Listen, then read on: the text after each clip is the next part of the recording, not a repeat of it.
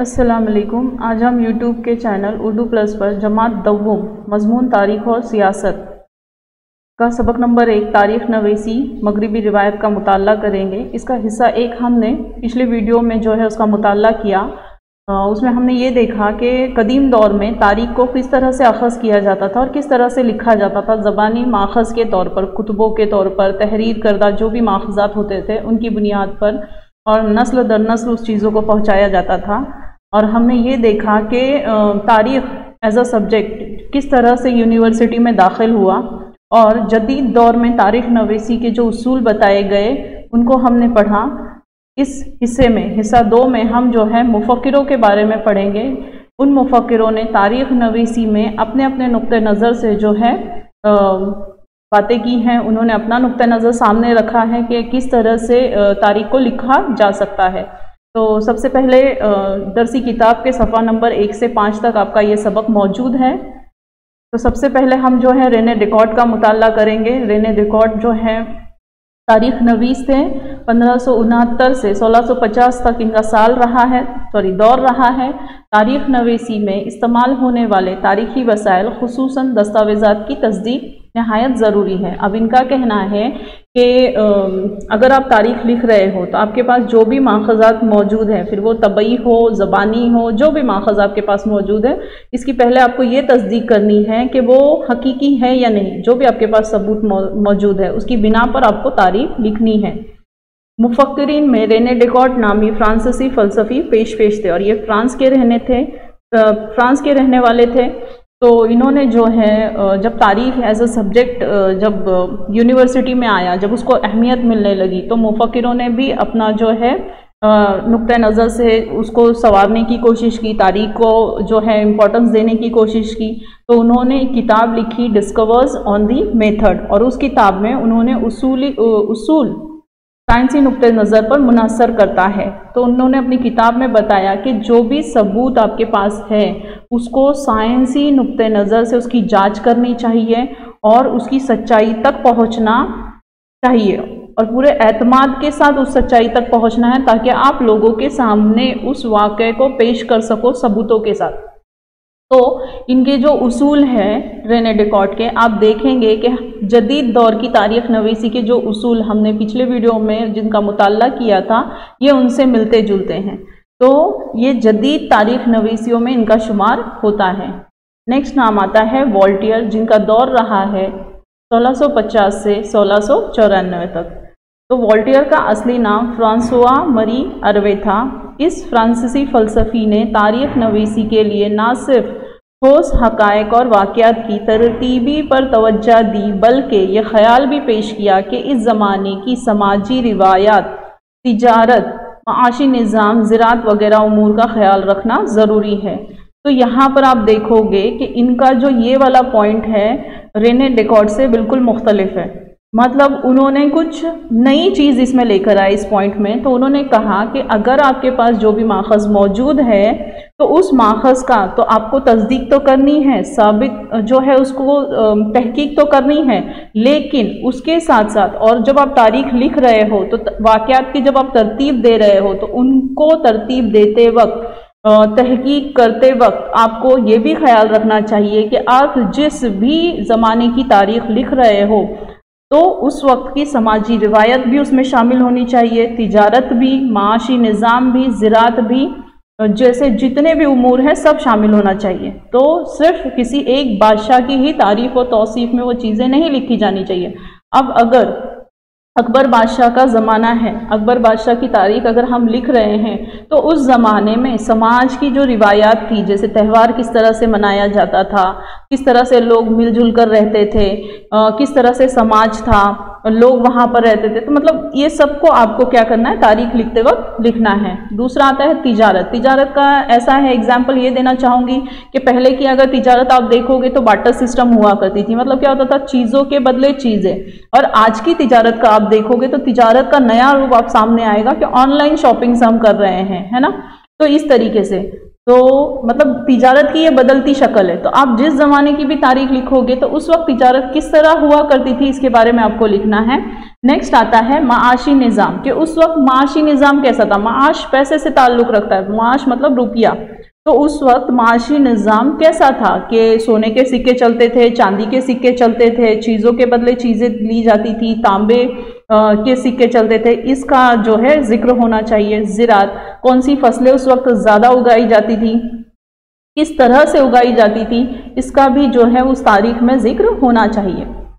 ये बात सामने आई कि तारीख मुरतब करते वक्त इंसानी ज़िंदगी के तमाम पहलुओं का अहाता करना चाहिए।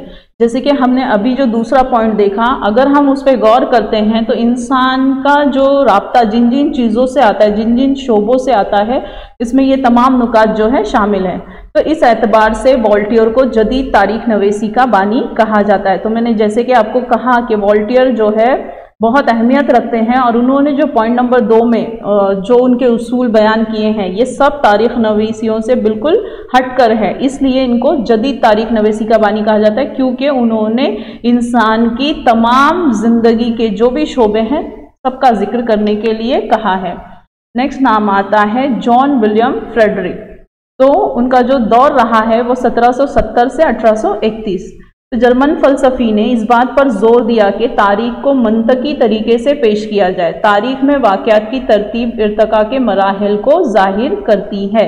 अब उन्होंने क्या कहा, मंतक। मंतक का मीनिंग क्या होता है, लॉजिक लगाना। तो मैंने आपको जो है फर्स्ट वीडियो में बताया था कि लॉजिक कैसे लगता है। जैसे कि मैंने कहा था कि ज़मीन पर जो है बड़े बड़ी हड्डियों के ढांचे मिले हैं, जिससे इंसान ने ये अंदाज़ा लगाया कि यहाँ पर इंसान के पहले बड़े बड़े जानवर हुआ करते थे, जिसको हम डायनासोर कहते हैं। तो यह अंदाज़ा हुआ, ये मंतक हुआ। क्या वो हड्डियों के ढांचे देखकर हमने लॉजिक लगाया। तो उसी तरीके से अगर आपके पास कोई चीज़ है, कोई सबूत है, कोई माखज़ है, तो आप जो तरीका इस्तेमाल करेंगे और उसके बाद आपको क्या करना है, वाक़यात को तरतीब देना है, ताकि ये पता चले कि तरक्की किस तरीके से हुई। जैसे कि अब इंसान के बारे में आपने जमात सुवम से पढ़कर आ रहे हैं कि ज़मीन पर जो है सबसे पहले पानी में जो है जानदार पैदा हुआ, फिर इंसान जो है बंदर की शक्ल में था, है ना, और उसके बाद जो है धीरे धीरे इंसान की शक्ल में आया। उसने घर किस तरह से बनाए, बस्तियां किस तरह से आबाद की, गांव किस तरह से आबाद किए। तो ये इंसान की तरक्की के मराहिल हैं। तो आपको जो है अगर आप वाक़यात की तरतीब दोगे तो इस तरह से वो सामने आएगा। नेक्स्ट है, इसने दावा किया कि मौर्रिख को वक्तन फ़ौक्तन हासिल होने वाले सबूतों के एतबार से तारीख की पेशकश का बदलते रहना फितरी अमर है। ये सेकंड पॉइंट ऐसा है कि आप देखोगे कि कोई भी अगर रिसर्च कर रहा है तो ये ज़रूरी नहीं कि उसको किसी की लाइफ का पहला पार्ट पहले मिल जाए, दूसरा पार्ट दूसरा मिल जाए। मतलब जब भी वो तहकीक करेगा तो उसको वाक़यात जो है अलग अलग हिस्सों में मिलेंगे। या तो हो सकता है उसको पहले उसकी वफ़ात के ही, किसी इंसान के वफ़ात के वाक़यात पहले मिल जाए, उसकी पैदाइश के बाद में मिले। तो उसको जब वो वाक़यात को जमा करता है तो उसको तरतीब देना उसका काम है, और ज़रूरी नहीं कि हमको स्टेप बाय स्टेप चीज़ें या जो भी माखज़ के तौर पर हमको लेना चाहिए वो मिले। नेक्स्ट आता है, इसकी वजाहत की वजह से कई फ़लसफ़ियों को इस बात पर यकीन हुआ कि अगरचा तारीख का तरीका तहकीक साइंस के तरीक़ों से मुख्तलिफ है लेकिन कमतर नहीं है। हाँ, तो अब जैसे कि ये बता रहे हैं, सबूत जब हम इकट्ठा कर रहे हैं तो सबूत इकट्ठा करते वक्त जो पहला सबूत है हो सकता है वो हमको आखिर में मिले, जो आखिर वाला है वो पहले में मिल जाए। तो इससे बात ये साबित होती है कि साइंस को जिस तरह से मुताल्ला करने में मुश्किलात आती हैं, उसी तरह से तारीख को समझने में भी मुश्किलों का सामना करना पड़ता है। इंसाइक्लोपीडिया ऑफ फिलोसॉफिकल साइंस नामी किताब में इसके लेक्चर्स और मज़ामीन शामिल हैं। हेगल की तसनीफ रीज़न इन हिस्ट्री काफ़ी मशहूर है। तो अब हम जदलियत के बारे में देखेंगे कि जदलियत क्या है। तो हेगल के मुताबिक किसी वाक़े का मतलब अख़ज़ करने के लिए इसकी दर्जाबंदी दो मुखालिफ किस्मों में की जाती है। अगर आपको कोई चीज़ या कोई माखज़ अगर आपके सामने है तो हमारा जो जहन है वो पॉजिटिव भी सोचेगा और निगेटिव भी सोचेगा। तो अगर कोई ऐसा है कि हाँ पॉजिटिव वे में सोच रहा है, जैसे कि हाँ में और नहीं में, तो जो हाँ में है उसको चाहिए कि वो सबूत देते हुए अपनी बात को साबित करे, और जो नहीं में है वो उसको भी चाहिए कि सबूत देते हुए वो अपनी बातों को साबित करे। तो जैसे कि यहाँ कहा है कि इंसानी दिमाग को इस वाक़े का इदराक नहीं होता, मसलन सच झूठ, अच्छा बुरा, इस तरीके को जदलियत कहा जाता है। इस तरीके में पहले एक उसूल पेश किया जाता है, इसके बाद उस उसूल को कता करने वाले मुखालिफ उसूल पेश किए जाते हैं। मतलब आपको कोई टॉपिक दिया जाएगा और उस टॉपिक पर कोई एग्री होगा, कोई नहीं होगा, तो जो हाँ है उसको अपनी बात साबित करना है। इसी तरह से इन दोनों के मंतकी बर्ताव के बाद इन दोनों के खुलासे पर मुश्तमिल उसूल की इर्तबाती पेशकश की जाती है। अब अगला नाम है लियोपोल्ड वॉन रांके, जिनका जो दौर रहा है 1759 से 1886। तो 19वीं सदी में तरीके तारीख नवेसी पर खुसूसी तौर पर बर्लिन यूनिवर्सिटी के लियोपोल्ड वॉन रांके के ख्यालात का असर था। तो मैं आपको ये बताना चाहूँगी कि अभी तक हमने जितने भी मुफक्किर के बारे में मुताल्ला किया है, सबकी अपनी अपनी राय है, सबकी अपनी किताबें हैं। उन्हीं में जो है लियोपोल्ड वॉन रांके भी हैं, जो बर्लिन यूनिवर्सिटी से पढ़े हुए हैं। तो उन्होंने जो उस वक्त तारीख लिखी तो उनका अपना तरीका था। तो उन्होंने तारीख की तहकीक के तशखीसी तरीके के बारे में बताया। तशखीसी मतलब शख्स से ताल्लुक़ रखना, शख्स से मुलाकात कर कर वहाँ से जो है उनसे वो वाक़यात की तस्दीक करवाना। उन्होंने इस बात पर जोर दिया।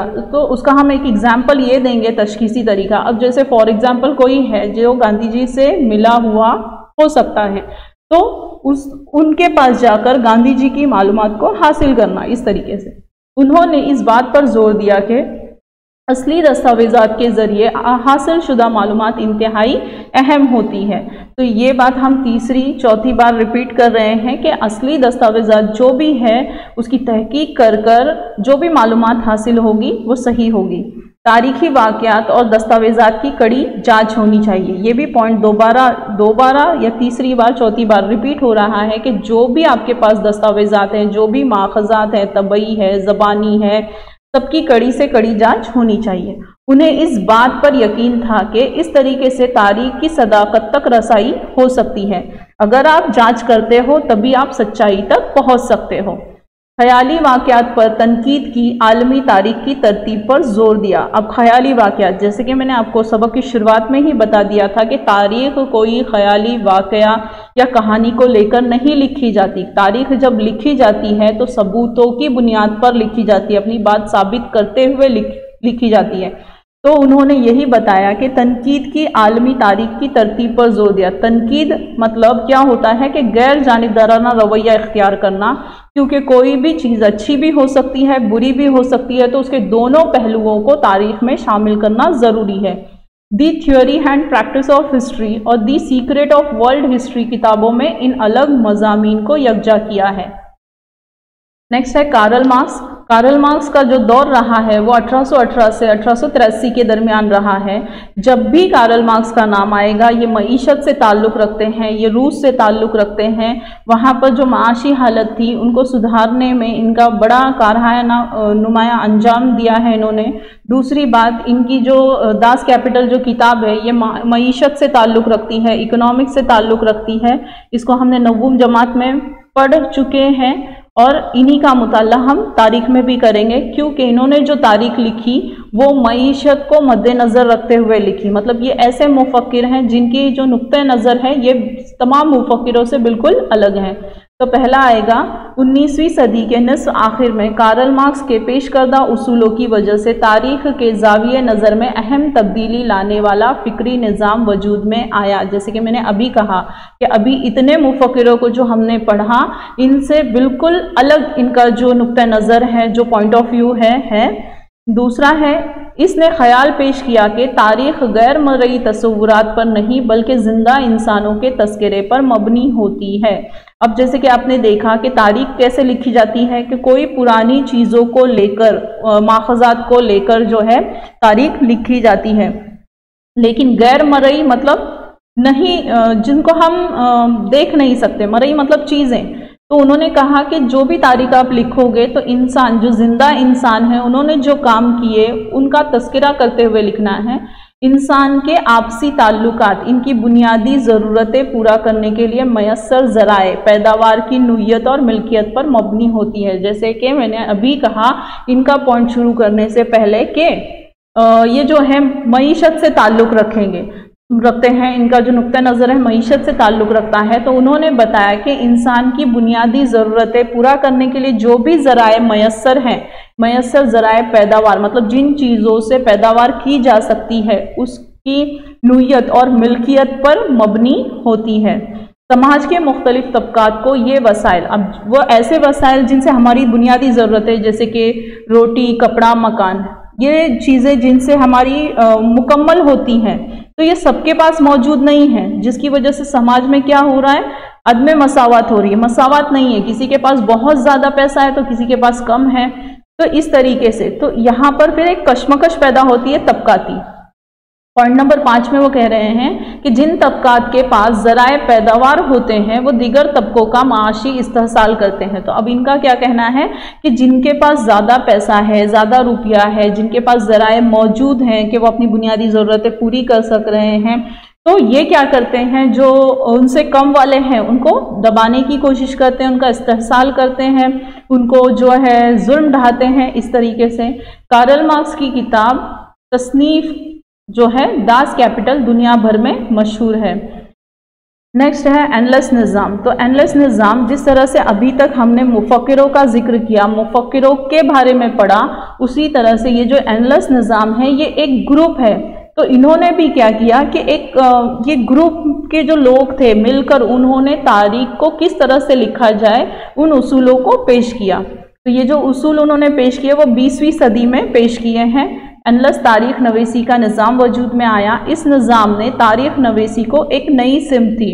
तो पॉइंट नंबर 3 जो है स्टूडेंट्स, आप देखोगे कि जो वॉल्टियर ने हमको तारीख के लिखने का तरीका बताया, सेम इसमें भी वही पॉइंट का कुछ मिलता जुलता असर दिखाई दे रहा है।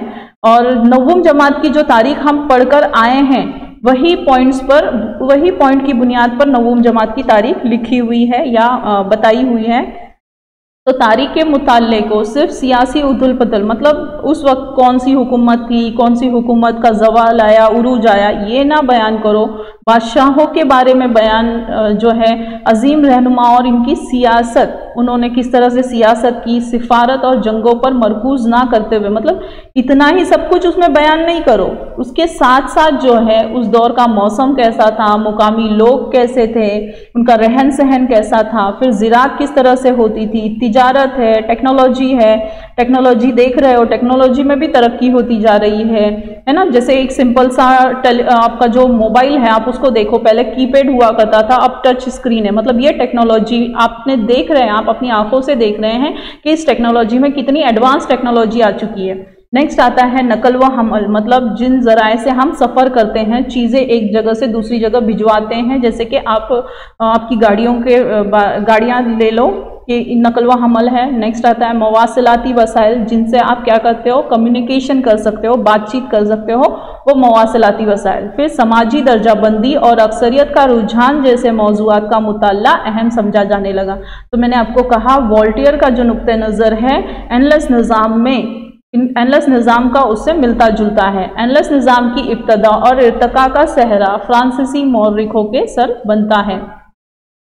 अब देखेंगे निसाई तारीख। निसाई तारीख मतलब निसा का मतलब होता है औरत, तो औरतों के ऊपर जो तारीख किस तरह से लिखी जाने लगी, नए पॉइंट्स किस तरह से शामिल किए गए औरतों की तारीख में। क्योंकि इससे पहले जो आप हश्तुम जमात की तारीख पढ़ रहे थे तो उस वक्त आपने देखा कि औरतों को जो मजालिम मतलब जुल्म ढा रहे थे, उसमें क्या था पॉइंट्स कि उनको 4 दीवारी तक रखा जाता था, उनको पढ़ने की इजाज़त नहीं थी, उनको कहीं आने जाने की इजाज़त नहीं थी, घर के फैसले पूरे मर्द करते थे। इस तरीके से वो फिर रस्म सती थी, देवदासी की रस्म थी, मतलब बहुत सारी ऐसी चीज़ें उस समाज में मौजूद थी। लेकिन जैसे जैसे समाज तरक्की करता गया वैसे वैसे औरतों के मसले भी बदलते गए। तो वो अब कौन से नए मसले हैं उनके बारे में हम देखेंगे। सबसे पहला है निसाई तारीख नवेसी, यानी ख़वातीन के नुक्ते नज़र के मुताबिक तारीख की असर नौ तश्कील करना। अब क्या करना, इससे पहले जो मुफक्किरों को हमने देखा, इनका जो नुक्ते नज़र था, इनका जो पॉइंट ऑफ व्यू था वो एक अलग तरीके से था। अब ये पूरा अलग है कि सिर्फ औरतों के बारे में लिखना। तो सीमादा बुआ नामी फ्रांसीसी दानिश्वर ने निसाइयत से बुनियादी किरदार साबित किया। निसाई तारीख नवीसी में ख़वातीन की शमूलियत के साथ तारीख नवीसी के शोबों में मर्दों की फौकियत पर मरकूज ज़ाविये नज़र पर असरे नौ गौर करने पर जोर दिया गया। मतलब क्या होता था कि आपने देखा कि ज़्यादातर मर्दों के बारे में लिखा जा रहा है, औरतों को, जो औरतों की तारीख है उसको फरामोश किया जा रहा है। तो उन्होंने ये याद दिलाया कि औरतों ने भी अपने जो है जहां उनको अपना किरदार निभाना चाहिए वहां बखूबी उन्होंने निभाया है, उनका भी जिक्र इसमें आना चाहिए।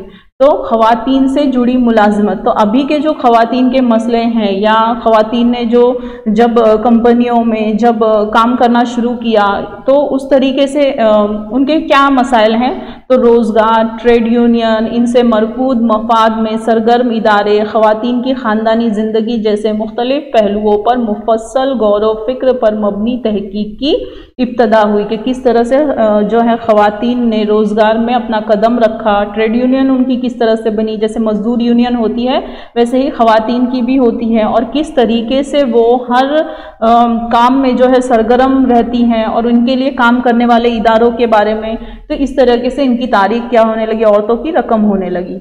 1990 की ख़वातीन को अलहदा समाजी तबका तस्लीम करके तारीख नवीसी पर जोर दिया गया, मतलब औरतों पर भी जो है तारीख लिखी जाने लगी। नेक्स्ट नाम आता है माइकल फूको। तो उनका जो दौर रहा है 1926 से 1984। तो 20वीं सदी में फ्रांसीसी मौर्रिख माइकल फूको ने कलम से तारीख नवीसी का एक नया नज़रिया सामने आया।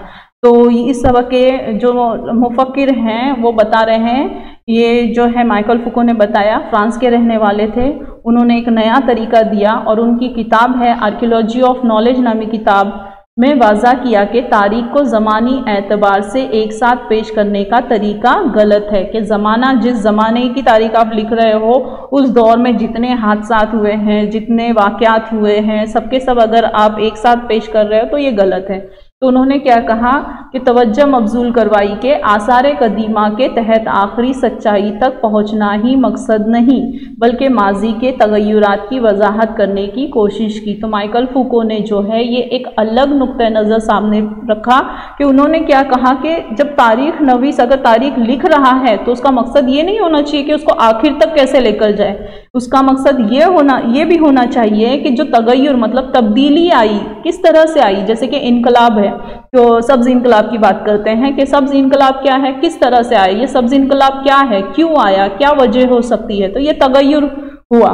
तो जैसे कि अब सब्ज़ इनकलाब भारत में आया है ना, MS स्वामीनाथन ने किया था, हमने नवम जमात में पढ़ा है इसको।